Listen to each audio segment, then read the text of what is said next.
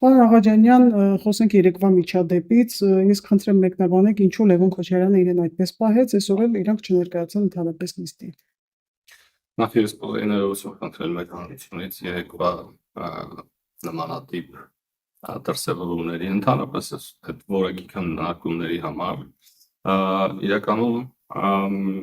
քան բավականին բարդ դրության մեջ է հայտնվել, որովհետև իսկապես դժվար է ներքաշել մեր ընդդիմությանը քաղաքակիրթ կառուցողական քննարկումների դաշտ։ Ես իմ ելույթում ազգային ժողովի ամբիոնից սրա մասին խոսել եմ եւ իմ քորին համոզմամբ այլընտրանք կան կառուցողական դիմադի դառնալու ԿՊ-ի Հայաստան դաշինքի եւ պատիվ ունեն կուսակցությունների համար ուղղակի չկան։ Ըստ էության այս դրսևորումները կարելի է ընդհանրապես գնահատել կամ բնորոշել որպես Հայաստանի Հանրապետության քաղաքական դաշտի ռեսուրսների վատնում կամ սպառում կամ չգիտեմ մաշում, ինչպես իրենց սիրած ձևակերպումներում կարելի է հաճախ լսել։ Իսկ կոնկրետ Լևոն Քոչարյանի մասով ինձ թվում է մեծ առանձնահատկություն ընդհանուր ֆոնի սզատ պետք չի տեսնել, սա ընդհանուր մի գծի շարունակություն է, որը ինչ որ պահի նման դրսևորում ունենար, վստահ եմ, եթե իրենք չվերանային իրենց գործելակերպը ինչ որ պահի դրությամբ նմանատիպ դրսևորումներ միգուցե այլ դերակատարների կողմից եւս կհրահանգվեն եւ հետեւաբար ես կարծում եմ, որ սա հարց է, որը ԿՊ-ն պետք է իսկապես լրջորեն քննարկի իր ներսում եւ մենք պետք է հասկանանք ինչպես են վարվում ընդհանրապես այս դրսևորումների հետ, որովհետեւ սա անարգանք է Հայաստանի Հանրապետության ազգային ժողովի նկատմամբ որպես ինստիտուտ եւ հետեւաբար սա անարգանք է մեր ժողովրդի, մեր հասարակության նկատմամբ, ովքեր մեզ քվեարկել են մեր օգտին ամենևին ոչ նպատակ ունենալով նմանատիպ ցածրորակ քննարկումներ եւ տեսարանների ականատեսը լինելու։ Այ շատերը ասում են, որ ընդդիմությունը ակտիվացել է հատկապես Լևոն Քոչարյանը, այն բանից հետո իր դատախազը հենց այստեղ ազգային ժողովի ամբիոնից հրապարակեց այն գույքերը, որոնք պահանջելու է բռնագանձել հոգոտ պետության Քոչարյանի եւ նրա ընտանիքից։ Դա եւս կարելի է միգուցե որպես ընդհանուր պատկերի մի մաս դիտարկել,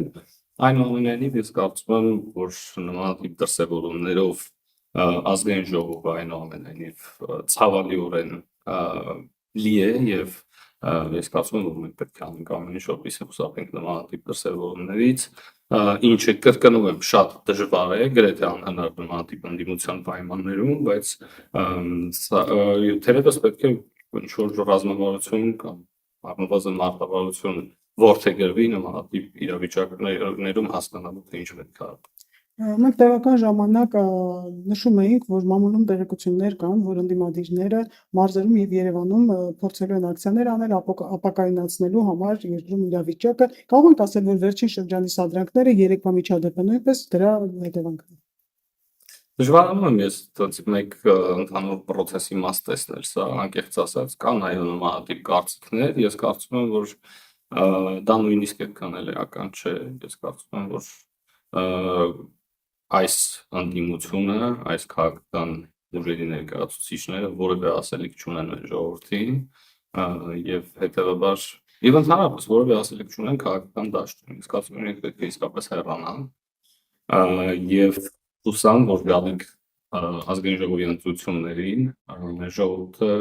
հստակ գնահատական կտա իրենց այս 5 տարիների գործունեությանը եւ վերջապես քաղաքական դաշտը կմաքրվի իրենցից։ Էդգար Ղազարյանը իմպիչմենտի գործընթաց է նախաձեռնել, պատգամավորների նամակներ ուղարկել, այսօր էլ ազգային ժողովի